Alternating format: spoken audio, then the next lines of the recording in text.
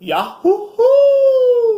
Welcome, my beautiful brothers and sisters, to the Aquarian Adepts, my platform to become your spiritual server. And welcome to your daily Adept report for today, July the 9th of 2018. Thank you so much for joining me on this video. And what in the world is going on in the astrology for today?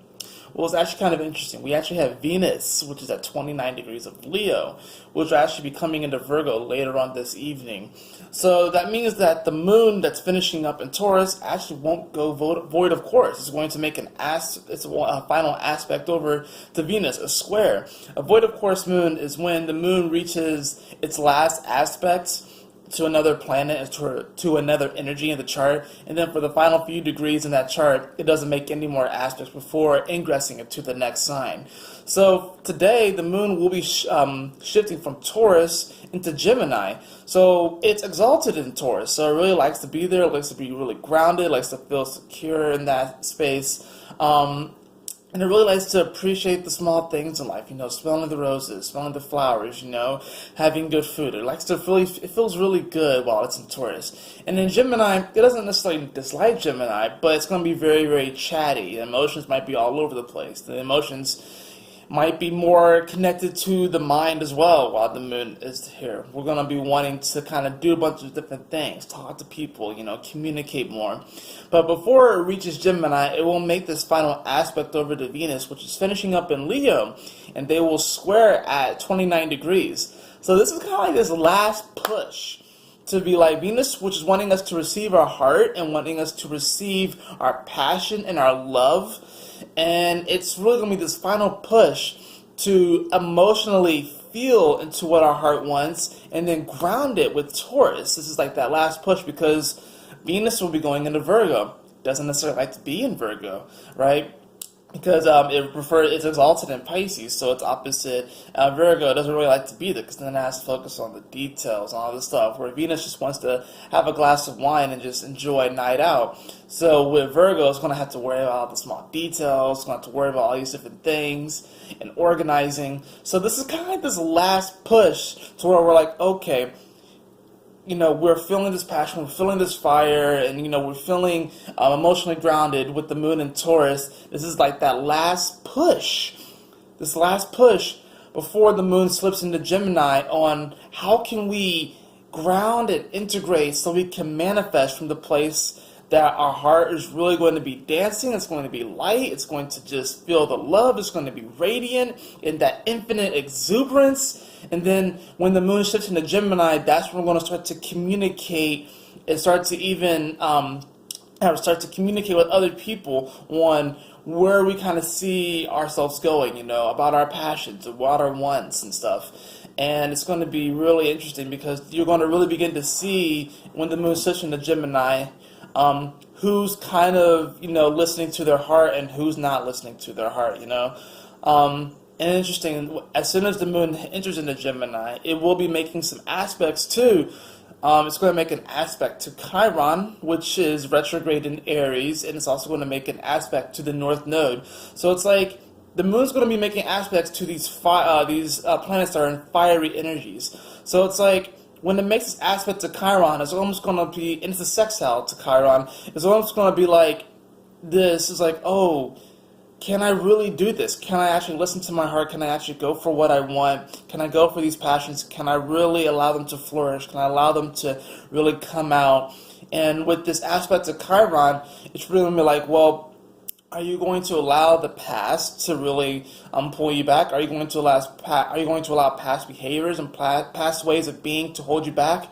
Or are you going to acknowledge that, yeah, you might have been a certain way in the past, but you are here at the present moment, you are here and now, and you really can learn to heal this aspect. You can learn to, I like to think of Chiron as when you heal this spot, you gain a superpower.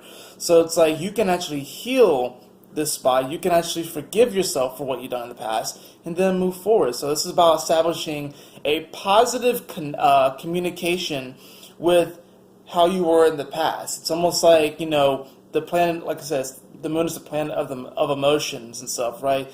And going into Gemini, it's going to be very, very chatty. We're going to be kind of like talking more about our emotions and how we feel. So it's like, yeah, go back to maybe how you might have been in the past as far as like ego and behavior and stuff, and allow that past self to really tell you how they feel, and then be compassionate to them.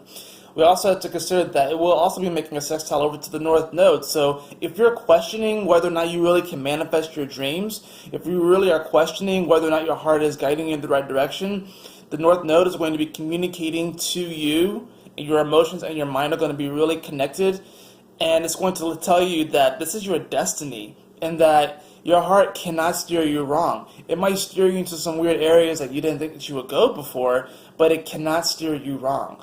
Today is going to be a day about, definitely, especially trusting in your heart, especially trusting that things are going to move in the right direction, and realizing that you absolutely have the power to manifest what your heart wants. You absolutely have the power to manifest those passions. Let's see what we have as far as the card for today is.